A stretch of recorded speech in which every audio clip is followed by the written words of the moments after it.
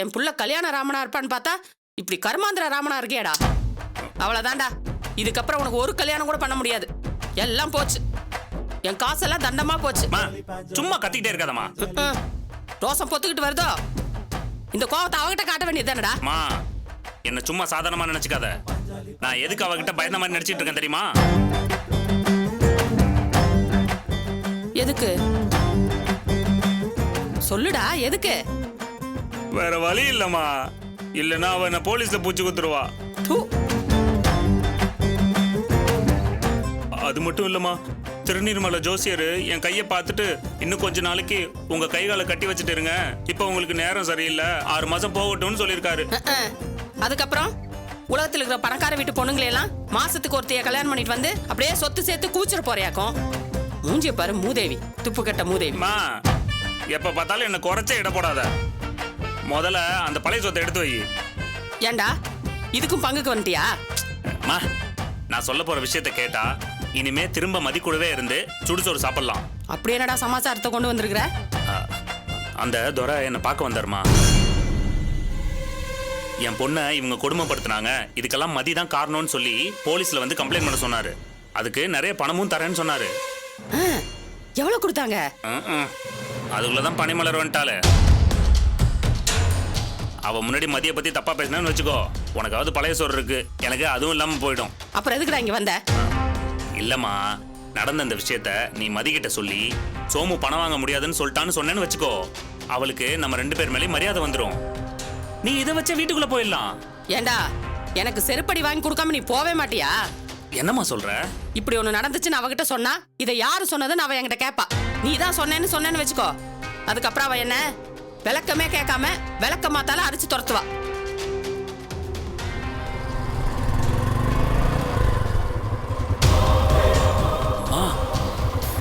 இரு நான் பாக்குறேன்.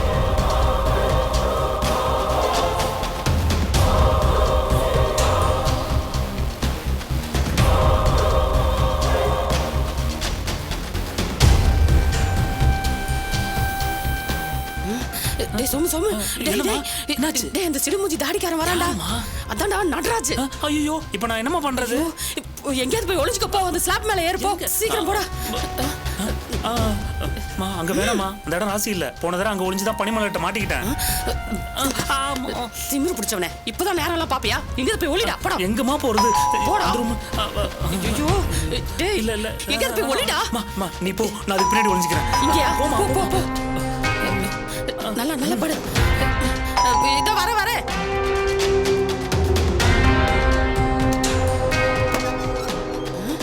அடடே, நடராஜ் மாப்ள, வாங்க மாப்ள, வாங்க உட்காருங்க மாப்ள. பரவாயில்லைங்க, நீங்க எதுவும் சொல்லாதீங்க. ஒரு 2 நிமிஷம் இருங்க, நான் போய் உங்களுக்கு ஜூஸ் வாங்கி வரேன். பரவாயில்ல, இருக்கட்டும். நான் அர்ஜென்ட்டா போணும். உங்ககிட்ட ஒரு விஷயம் சொல்லிட்டு போலாம் தான் வந்தேன். சொல்லுங்க மருமகனே. எவ்வளவு சொல்லியும் கேட்காம மதி தனியா வீடு பார்த்துட்டு போறேன்னு அடம் பிடிக்கிறா. நான் சொன்னாலும் கேட்க மாட்டேங்கிறா. குழந்தைய வச்சுட்டு தனியா கஷ்டப்படுவா. நீங்க கொஞ்சம் போய் அவ கூட இருக்க முடியுமா? மாப்ள, ஒண்ணு இல்ல மாப்ள, பசிய இப்போ. நான் மாசம் உங்களுக்கு பணம் கூட ஏதாவது கொடுத்து உதவி பண்றேன். என்ன மாப்ள இப்படி பேசுறீங்க? நான் ஒன்றும் அதை சொல்லல. மதிக்கிட்ட கேட்காம எப்படி? அதெல்லாம் நான் பேசிக்கிறேங்க. உங்களுக்கு ஓகேவா? அதை மட்டும் சொல்லுங்க. என் பேர புள்ள கூடயே நான் இருக்க போறேன்னா அதை கேட்க எனக்கு என்ன கசக்கவா செய்யும்? அப்ப நீங்க ரெடி தானே? எப்போன்னு சொல்லுங்க மாப்ள. இப்ப கூட ரெடியா இருங்க, நான் மதிக்கிட்ட சொல்லிடுறேன். சரிங்க மாப்ள. ஆமா, மதி வீடு எங்க பாத்துருக்கா? ஷாம் வீட்டுக்கு பக்கத்துல தான். சரி. சரி, நீங்க ரெடியா இருங்க, நானே வந்து உங்களை கூட்டிட்டு போறேன். சரிங்க மருமகனே. வரேன். மருமகனே, நீங்க கவலைப்படாதீங்க. மதிய நான் பவுன் மாதிரி வச்சு பாத்துக்கிறேன். நீங்க தைரியமா போயிட்டு வாங்க. சரிங்க.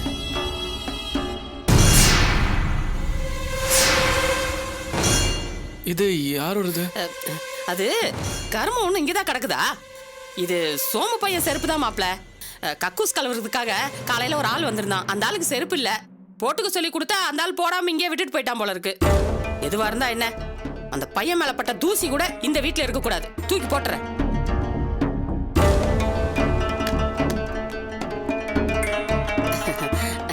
சரிங்க, அப்ப நான் கிளம்புறேன். நீங்க கவலைப்படாம போயிட்டு வாங்க, நான் இருக்கேன். வரேன்.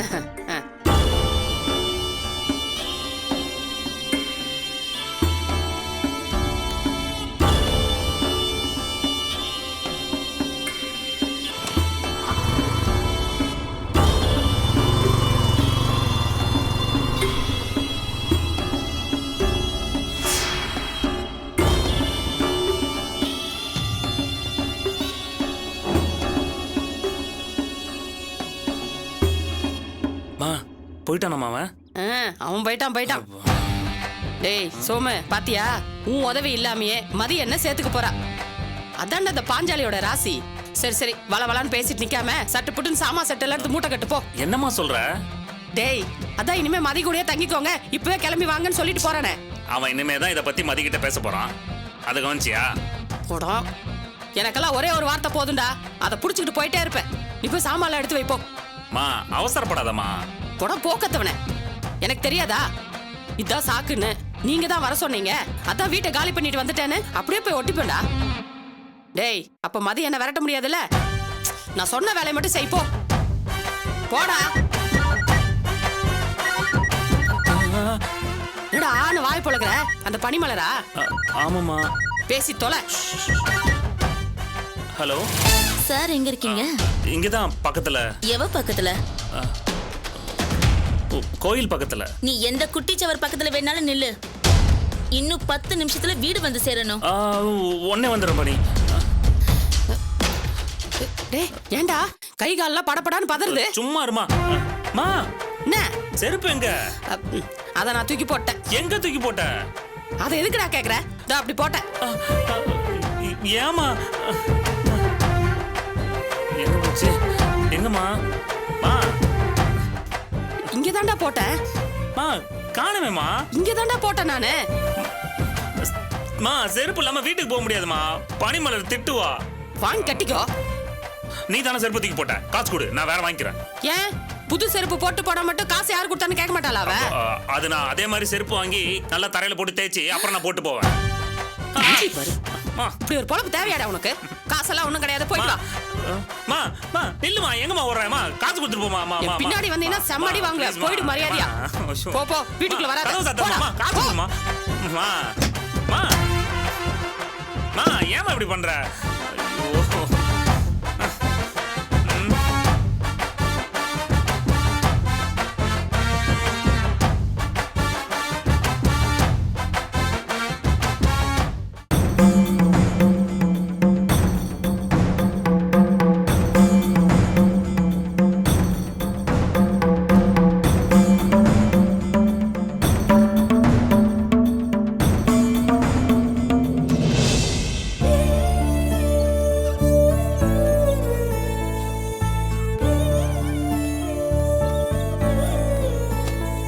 நித்யா,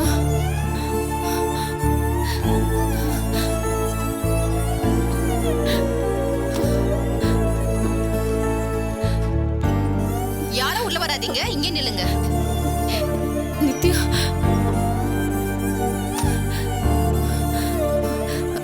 கொஞ்சம் வழி விட்டு நில்லுங்கம்மா. டாக்டர், என் பொண்ணை நான் பார்க்கணும் டாக்டர். இப்பதானே ஆபரேஷன் முடிஞ்சிருக்கு, கொஞ்சம் வெயிட் பண்ணுங்க. டாக்டர் அவ எப்படி இருக்கா டாக்டர்? ஆபரேஷன் சக்சஸ்ஃபுல்லா முடிஞ்சிடுச்சு. டாக்டர், அப்போ என் பொண்ணு பேசிடுவாள்ல, சாப்பிட்டுருவாள்ல, ஆபரேஷன் முடிஞ்சா எல்லாம் சரியாயிடும் சொன்னீங்கல்ல? அவசரப்படாதீங்கம்மா. நாங்க ஆபரேஷன் பண்ணது உங்க பொண்ணு உயிரை காப்பாத்துறதுக்காக தான். நாங்க சொன்ன மாதிரி உங்க பொண்ணு உயிரை காப்பாத்தி கொடுத்துட்டோம். அப்போ அவ பேசுறது சாப்பிடுறதெல்லாம் அதெல்லாம் உங்க பொண்ணு கண்ணு முழிச்சதுக்கு அப்புறம் தாமா சொல்ல முடியும். உங்க பொண்ணை சாப்பிட வச்சு பேச வச்சு பார்த்ததுக்கு அப்புறம் தான் என்ன ரிசல்ட்னு சொல்ல முடியும்.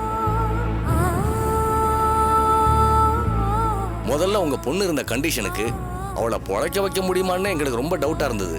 அதையெல்லாம் தாண்டி இப்ப அவ உயிரோட வந்துட்டான். இதுவே ஒரு நல்லது நடக்கிறதுக்கான அறிகுறி தான்.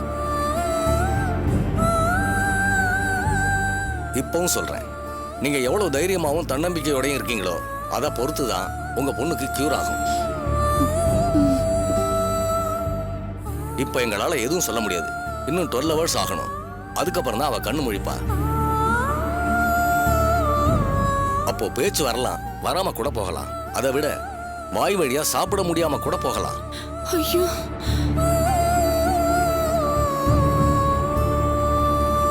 பேச்சே வராதவங்களுக்கு கூட ஸ்பீச் தெரப்பி மூலமா பேச வைக்க முடியும். அதுக்கு முதல்ல அவளுக்கு நம்பிக்கையை கொடுக்கணும். உங்க பொண்ணு கண்ணு முழிச்ச உடனே ஒருவேளை சாப்பிட முடியாம கூட போகலாம். உடனே ஓன்னு அழுதுறாதீங்க. அது உங்க பொண்ணோட மனசை பாதிக்கும். உன்னால சாப்பிட முடியும், தண்ணி குடிக்க முடியும்னு தன்னம்பிக்கையோட சொல்லி கொடுத்து பாருங்க. ஒரு வாரத்துல இந்த பிரச்சனை சரியாகிறதுக்கான பாசிபிலிட்டிஸ் இருக்கு. இந்த ரெண்டுமே இல்லாம உங்க பொண்ணு முழுமையா கியூர் ஆகி வரணுங்கிறதான் எங்க ஆசையும். அது ஆமா நடக்கும். தைரியமா இருங்க.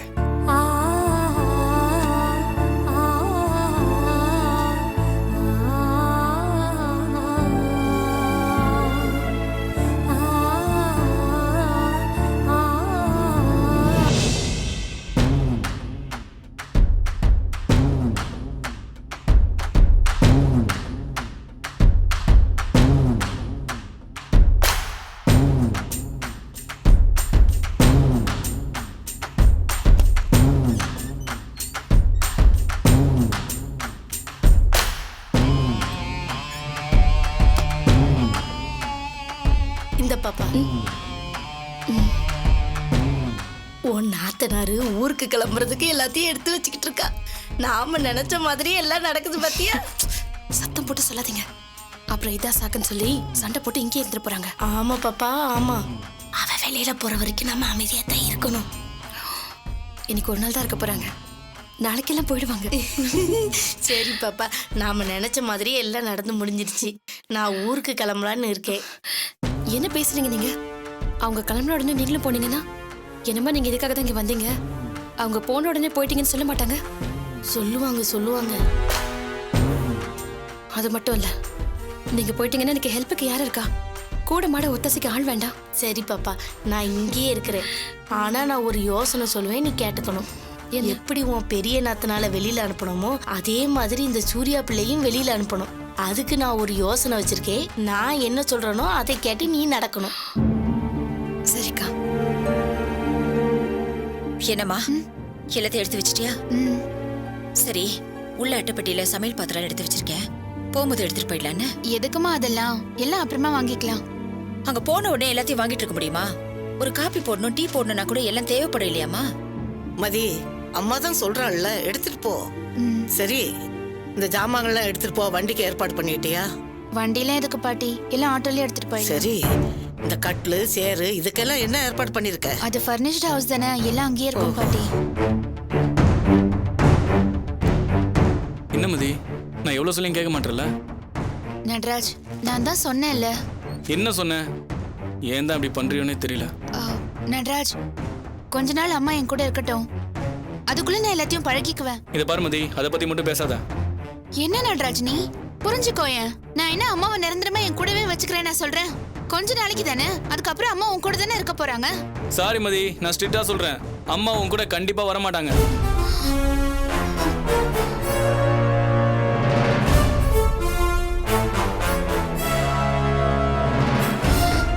நட்ராஜ், குழந்தைய பாத்துக்கிறதுக்கு அம்மா என் கூட இருந்தா நல்லா இருக்கும். அதுக்கு கூட அனுப்ப மாட்டியா? இந்த பாரு, நியாயமான காரியமா இருந்தா நானே உன் கூட அனுப்பி வைப்பேன். ஆனா நீ வேணும்னே பண்ற, அப்புறம் எப்படி அனுப்பி வைக்கிறது? அப்போ நான் கஷ்டப்பட்டாலும் பரவாயில்ல. இப்ப என்ன, உன் குழந்தைய பாத்துக்கிறதுக்கு ஒரு ஆள் வேணும், அதுக்கு அம்மா தான் வரணுமா? ஏன் உன் மாமியாரை கூப்பிட்டுக்க மாட்டியா நீ?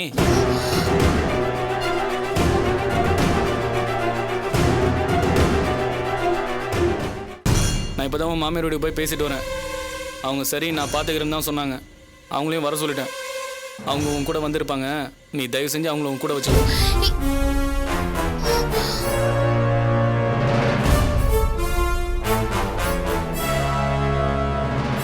என்ன மதி, என்ன யோசிக்கிற? நீயே சொல்ற அவங்க மாறிட்டாங்க அப்படி இப்படின்னு. உனக்காக தானே அவங்க பையனை கூட அடிச்சு துரத்தி விட்டாங்க. இப்ப அவங்களும் ஒரு இடத்துல கஷ்டப்படுறாங்க, நீயும் போய் தனியா ஒரு இடத்துல கஷ்டப்படணுமா? அவங்க சரியாயிட்டாங்கன்னதுக்கு அப்புறம் அவங்களும் உன் கூட வச்சுக்க வேண்டியதானே?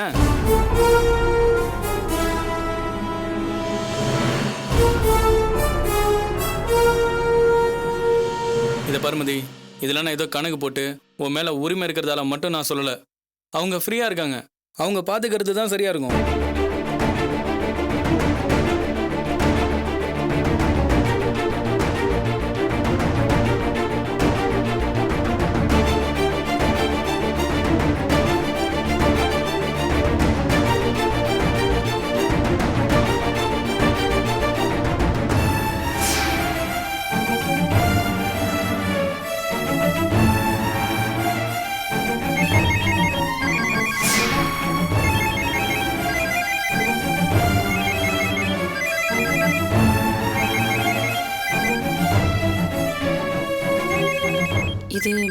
பேர் ஆச்சே.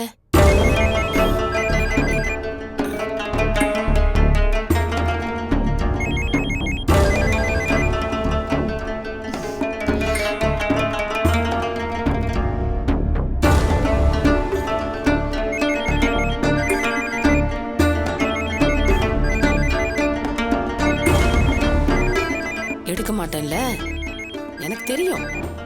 இந்த பையன் நேரா போய் மதிக்கிட்ட நீயும் உன் மாமியாரும் ஒண்ணா இருந்துக்கோங்கன்னு சொல்லியிருப்பான். அவ என்னால அதெல்லாம் முடியாது, நீங்க கிளம்பி வராதீங்க அப்படின்னு சொல்றதுக்காக போன் பண்றா. அது எப்படி நான் எடுப்பேன்? எல்லாத்தையும் முடிச்சிட்டு இங்கிருந்து வீட்டை காலி பண்ணிட்டு மொத்தமா போய் அங்க இறங்கிட மாட்டேன். அப்ப என்ன சொல்ல முடியும்? எத்தனை வாட்டி வேணாலும் பண்ணிக்க, நான் எடுக்க மாட்டேன். நம்ம வேலையை பார்ப்போம். போனே எடுக்க மாட்டேங்கிறாங்க. இங்க பாரு மதி, நீ கோபப்படுறதுல எந்த நியாயமும் இல்லை, நான் பண்ணது தப்பும் இல்லை. உன் மாமியார் சும்மா தானே இருக்காங்க, நீ அவங்கள கூட்டிட்டு போறதா நியாயம். சும்மா தேவையில்லாம அங்கேயும் இங்கேயும் அலைஞ்சிக்கிட்டு அவங்க மனசையும் கஷ்டப்படுத்திட்டு இருக்காத. அம்மா வரணுங்கிற பேச்சையும் எடுக்காத. இப்ப என்ன நடராஜ், அம்மா வர மாட்டாங்க, நானும் அம்மா கூட்டிட்டு போக கூடாது அதானே? இது பாரு, திரும்ப திரும்ப நீ விதாண்டவாதமா பேசிட்டு இருக்காதானே, இதெல்லாம் சரியில்லை. என்ன நீ அம்மாவை பார்க்க கூடாது பேசக்கூடாது நான் சொல்லிட்டு இருக்கேன். அம்மாவை நீ அங்க கூட்டிட்டு போவேனா? உன் மாமியார் சும்மா தானே இருக்காங்க, அவங்கள கூட்டிட்டு போன்னு சொல்றேன். ஒண்ணும் தேவையில்லை, அம்மா ஒண்ணு நான் கூட்டிட்டு போகல, நான் தனியாவே இருந்துக்கிறேன்.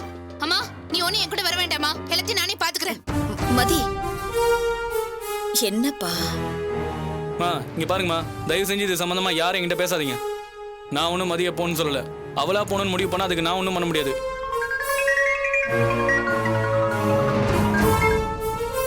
ஹலோ சொல்றா. எங்கடா இருக்க? நான் எங்க வீட்டில் தானே இருக்கேன். கொஞ்சம் வீட்டுக்கு வரியா? ஏன், என்ன விஷயம்? என்னடா எதுவும் பேச மாட்டேங்கிற? அது நித்யா கேஸ் விஷயமா கொஞ்சம் டிஸ்கஸ் பண்ணணும்டா. அப்படியா? ஏண்டா, ஏதாவது அர்ஜென்ட் ஒர்க் இருக்கா? இல்ல, திவ்யாவை உங்க வீட்டில் கொண்டு போய் விட்டுட்டு வரணும். சரி, திவ்யாவை வீட்டில் விட்டுட்டு உங்க வீட்டுக்கு வந்து டிஸ்கஸ் பண்ணுவா, இல்லை உங்க வீட்டுக்கு வந்து டிஸ்கஸ் பண்ணிட்டு திவ்யாவை கொண்டு போய் வீட்டில் விட்டுருவா? இல்லடா, நீ திவ்யா வீட்டில் விட்டுட்டே அப்புறம் வா. ஓகே சரிடா. திவ்யா, நீ சீக்கிரம் ரெடியா, உன்னை கொண்டு போய் விட்டு நான் ஷாமி வீட்டுக்கு போயிட்டு வந்துடுறேன். சரிங்க.